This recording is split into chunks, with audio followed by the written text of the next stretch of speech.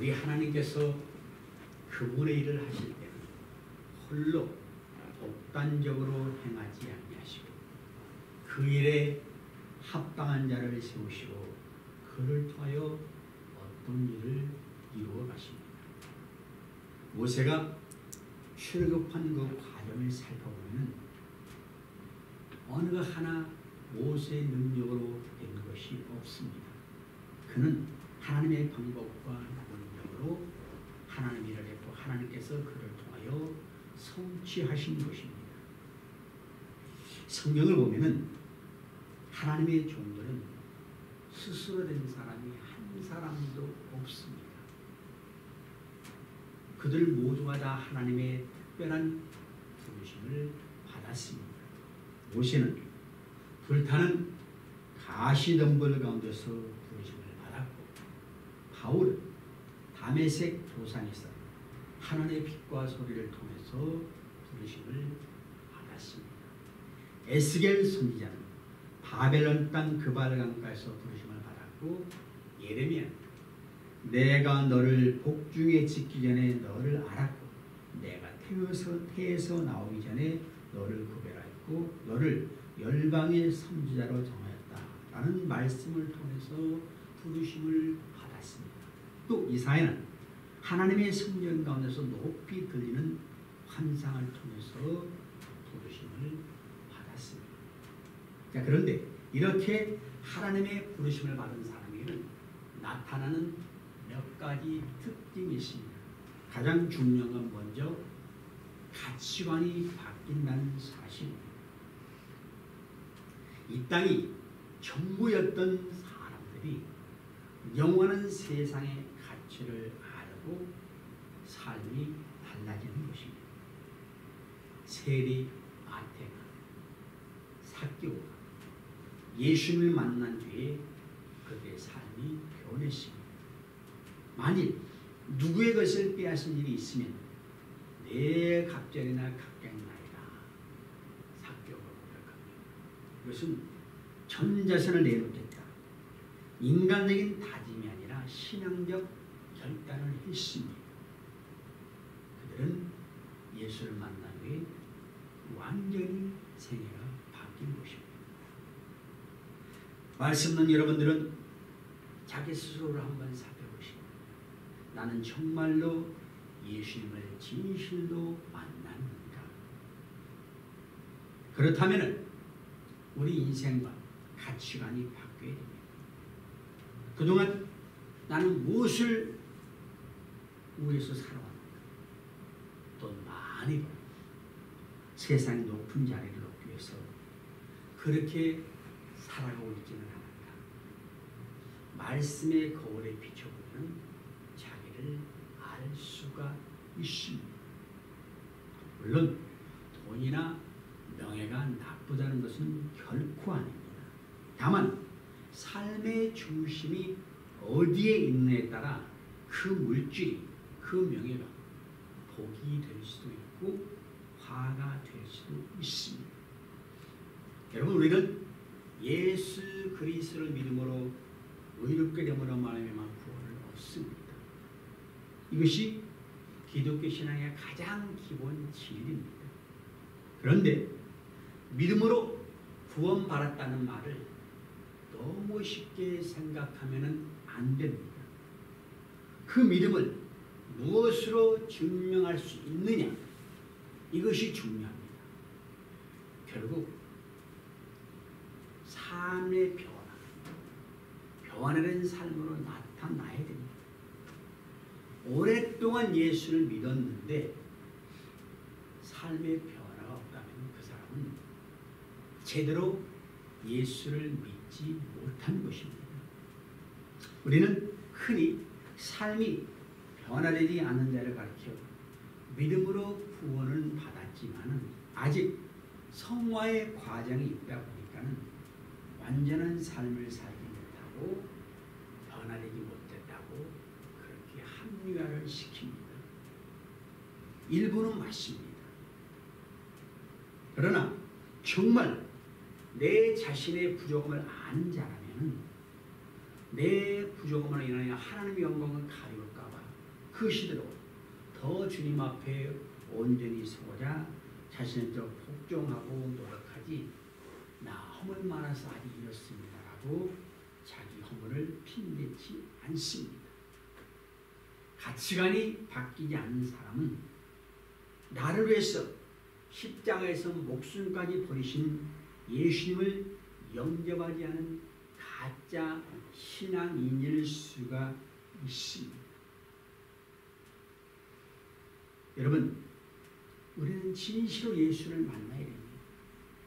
거듭나지 않고서는 하나님 나라에 들어갈 수 없다고 했습니다. 그 거듭남의 증표가 뭐냐? 가치관의 변화로 나타나야 된다는 것입니다. 참으로 그렇게 변화된 사람이 세상을 변화시키고 주를 위해 살되 죽기까지 충성할 수가 있는 것입니다. 그런데 그렇게 부름받은 자의 삶이 무엇이냐? 한마디로 고난입니다. 하나님께서는 그들을 광야의 연단을 통해 하나님의 사명을 감당할 수 있는 그릇으로 만들어 가십니다. 광야는 결코 쉬운 것이 아닙니다. 외롭고 힘들 뿐 아니라 온갖 생명의 위험이 도사리고 있는 것입니다. 하나님의 은혜가 없이는 살 수 없는 것입니다. 그런데 선택받은 사람이 하나님의 뜻대로 살아가기 위해서는 반드시 그 과정을 거쳐야 합니다. 요셉도 하나님의 뜻을 위해서 그렇게 모진 연단을 받았다는 것입니다. 우리가 오늘 본문에서 살펴보는 요셉은 예수님과 많이 닮아 있습니다. 형들에 의해 죽음을 당할 뻔했지. 종으로 팔려가 온갖 고생을 다 겪었지. 형들에게 그 원수를 악으로 갚지 않은 사람입니다. 여러분, 우리 예수님은 멸망마다 마땅할 죄인들을 위해서 자신의 생명을 주시고 구원의 은혜를 베풀어 주셨습니다. 요셉은 이 예수님의 사람과 많이 닮아 있습니다. 오늘 본문에서도 이런 요셉의 모습을 잘 보여주고 있습니다. 야곱의 12형제 아들들이 드디어 극적인 상봉을 하게 됩니다. 그런데 형들에게 복수할 의도가 전혀 없는 요셉에게는 극적인 상봉이 될 수가 있지만 요셉의 마음을 알지 못하는 형들에게는 두려움이 앞서는 만남일 것입니다. 그동안 요셉이 정체를 드러내지 않은 것은 형들이 어떻게 달라졌는가를 시험하기 위한 의도가 많이 있습니다. 그래서 첫 번째 만남에서는 정탐꾼이라고 누명을 씌웠고 두 번째 만남에서는 도둑의 누명을 씌워서 베냐민을 종으로 잡아두려고 했습니다. 그런 와중에서 유다가 자신이 베냐민을 대신해서 종이 되겠다고 나선 것을 보고 형들의 마음이 아버지 아픔을 생각할 줄 알고 자신을 희생하는 사람으로 달라졌음을 확인하고 이제는 자기의 정체를 밝힙니다. 죽은 줄 알았던 요셉과 제약에 된 형들은 엄청난 충격과 두려움에 사로잡혔을 것입니다. 그런 형들을 요셉이 안심시킵니다. 나는 당신들의 아우 요셉이 당신들이 애굽의 판자입니다. 여기서 굳이 이 같은 말을 꼭 해야 될 필요가 있을까요? 형들의 입장에서는 말을 하거나 안 하거나 반드시 해결해야 될 죄의 문제이기 때문에 그렇습니다. 그러면서 하는 말이 당신들이 나를 이곳에 팔았으므로 근심하지 마소서, 한탄하지 마소서. 하나님이 생명을 구원하시라고 나를 당신들 앞서 보내셨나이다. 이렇게 말을 합니다. 여기서 우리는 요셉이 살면서 중요하게 여기는 가치가 무엇인지를 잘 알 수 있습니다. 요셉은 지금까지 자기의 삶을 돌아보면서 수많은 일들을 겪었는데 그 모두를 하나님께서 하셨다고 이렇게 말합니다. 인간이 한 것 같은데 아니 하나님이 하셨다 그래요. 지난날 형들은 요셉을 이방 나라의 종으로 팔아버리십니다. 그 요셉이 지금 자기들 눈앞에 있습니다. 그것도 이방 나라의 국무총리가 되었어요. 만일 요셉이 지난날 자기를 종으로 판 형들에게 대해서 복수를 한다면 꼼짝없이 당할 수밖에 없는 그런 처지입니다. 그러니 얼마나 놀랐겠습니까? 그런데 요셉은 두려움에 떠는 형들에게 자기를 종으로 판 것 때문에 근심하지 말고 한탄하지 말라 이렇게 말합니다. 이 같은 말은 하나님의 은혜로 모든 역경을 이긴 자가 그 마음에 자비를 얻고 하나님의 자비하심으로 그렇게 말을 한 것이 그거 없다면 절대로 불가능합니다. 자기가 이방 나라에 오게 된 것이 형들이 종으로 판 것이 아니라 하나님이 하신 일이다. 하나님께서 지금 같은 시간이 있을 것을 미리 아시고 나를 먼저 애굽으로 보내셨습니다. 이 얼마나 놀라운 신앙 고백입니까? 우리가 겉으로 드러난 사건 보면 분명히 형들이 요셉을 미워서 너무 미워서 죽이려고 하다가 종으로 팔았잖아요. 얼마나 괘씸했겠어요. 그런데 그 괘씸한 형들을 만나서 요셉이 하는 말이 내가 애굽 땅으로 보낸 것은 형들이 판 것이 아니라 하나님이 보내셨기 때문입니다. 그 이유는 생명을 구원하시기 위해서. 대단한 것 같아요. 여러분,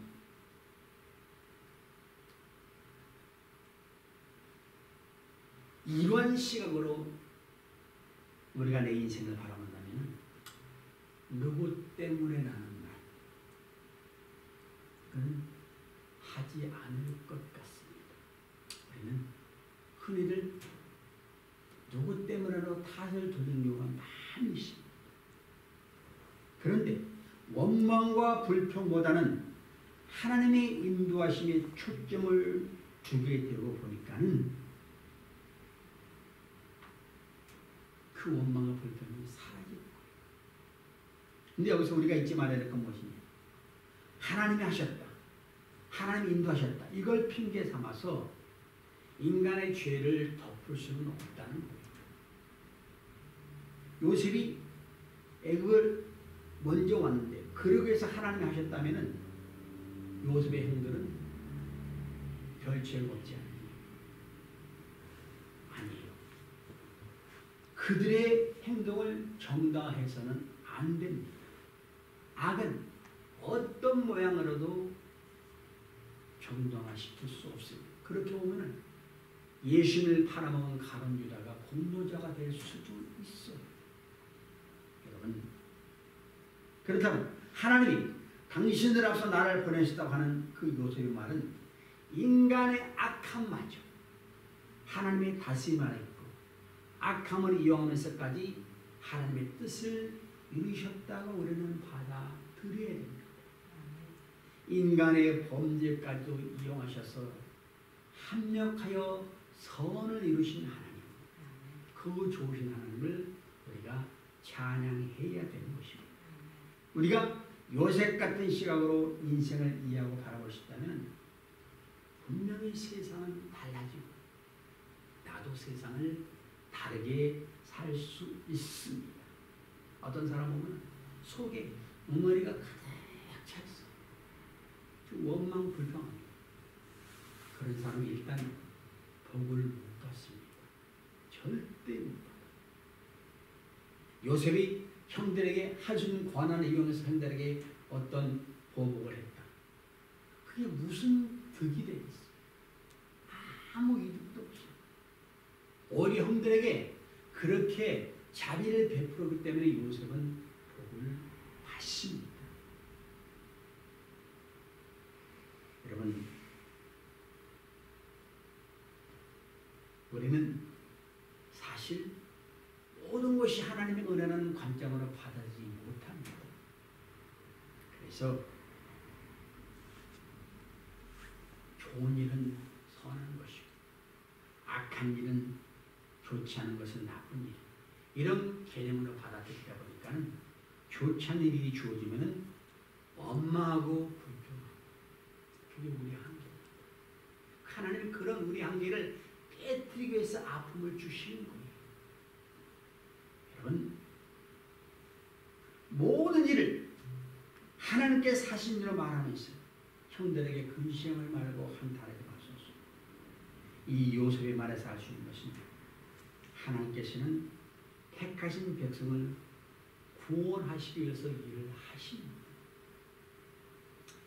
생명을 구원하신 일을 위해서 하나님은 예수 그리스도를 이 땅에 보내셨습니다. 그래서 우리를 얼마나 사랑하시는가 드러내신 거예요. 우리는 그런 것들을 다 이해 못해요. 그렇기 때문에 그 생명까지 버리신 예수님 우리가 오독하고 멸시하고 구세주로 안 받아들이고 다른 인간과 똑같이 취급하고 그런 무서운 세상을 살고 있습니다. 여러분, 주어진 삶을 내가 믿음으로 받아들일 수 없기 때문에 하나님의 은혜와 사랑에 대해서도 무관심합니다. 이 속에서 하나님의 어떤 은혜가 있을 것인가 이거를 모릅니다. 우리는 알아야 됩니다. 인간 스스로의 힘과 노력으로는 믿음을 이룰 수 있는 존재가 아닙니다. 절대 우리는 믿음도 내 마음대로 못 갖습니다. 내가 믿는 것 같은데 아니라는 것을 갈수록 알게 돼요. 내가 되는 그도 믿음이 있는 사람인 것 같은데 갈수록 보면은 이야, 이렇게 형편없는 믿음을 내가 가졌구나. 또 그걸 느끼면서 하나님, 주님의 은혜 없이는 나는 한순간도 살 가치가 없습니다. 이런 고백이 나옵니다. 그래서 우리는 우리 생명을 보존하신 하나님의 손을 떠나서는 한순간도 존재할 수가 없습니다. 따라서 하나님이 행하신 모든 일, 우리를 그리스도 안에 있게 하시고 생명을 보존하시기 위한 은혜요 사랑이라는 것입니다. 이것을 믿음으로 받아들일 때 뜻대로 되지 않는 일까지도 생명을 위한 하나님의 섭리를 바라보면서 모든 것을 맡기고 믿음의 길을 걷게 되는 것입니다. 오늘 이 시간 우리 생명으로 해서 지금도 일하고 계신 하나님을 기억하시기 바랍니다. 나쁜 일이든 좋은 일이든 우리는 지금 영원한 생명의 길에 참여된 그 길로 걸어가고 있습니다. 강권적인 하나님의 은혜. 그래서 그 믿음이 우리 삶에서 근심과 한탄이 아닌 기쁨 누리는 법을 배우게 하는 것입니다. 실제로 요셉이 애굽 땅에 팔려서 바로 총리가 되었습니까? 아니지 않습니까? 우리가 살펴봤지 않습니까? 종으로 팔려서 총리가 되기까지 얼마나 많은 우여곡절이 있었습니까?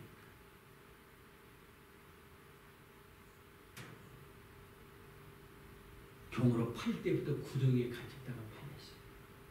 팔려서 죽도록 충성했는데 억울하게 민명 쓰고 감옥에 갇혔어요. 여러분, 그런데도 요셉이 하나님께서 형들보다 나를 먼저 여기 땅에 보내셨다는 말은 자기가 겪은 모든 일을 다 포함해서 하는 말이에요. 다 포함. 그 일까지도 하나님의 그 역사 속에 있었던 일입니다. 그거죠. 자기가 총리가 된 것만을 받아들인 것이 아니라 구덩이 던져지고 죽음의 위기를 겪고 감을 바친 것 다 하나님께서 하신 일로 받아들였습니다. 우리도 살다 보면 억울한 거 많죠. 애매한 거 많죠. 근데도 그것도 하나님의 허락하심 속에 있었다는 말이에요. 하나님께서는 그 모든 일을 통해서 요셉 가족의 생명을 구원하셨다고 받아들일 때, 아, 이 사람이 바로 믿음이 크고, 그러니까 부모총리가 되었지. 우리는 그것을 배워야 됩니다. 우리가 요셉처럼 원천 일에 대해서 하나님 하신 일, 하나님의 뜻을, 하나님의 섭리로 받아들일 수 있습니까? 솔직히 그러지 못할 때가 훨씬 많지요. 그럼 어떻게 해야 우리도 그렇게 어렵고 힘든 일까지 하나님께서 하신 일이라고, 하나님의 뜻이라고 섭리라고 받아들일 수 있겠습니까? 다시 한번 요셉을 생각해 봅시다. 구덩이에 던져지고 죽음의 위기를 받고 옥살이를 하고 그랬을 때는 아버지와 함께 있을 때 꿨던 꿈, 그것이 이루어질 것이라고 생각하기 어렵습니다. 내가 잘못 꿨나, 그럴 수 있겠죠. 그런데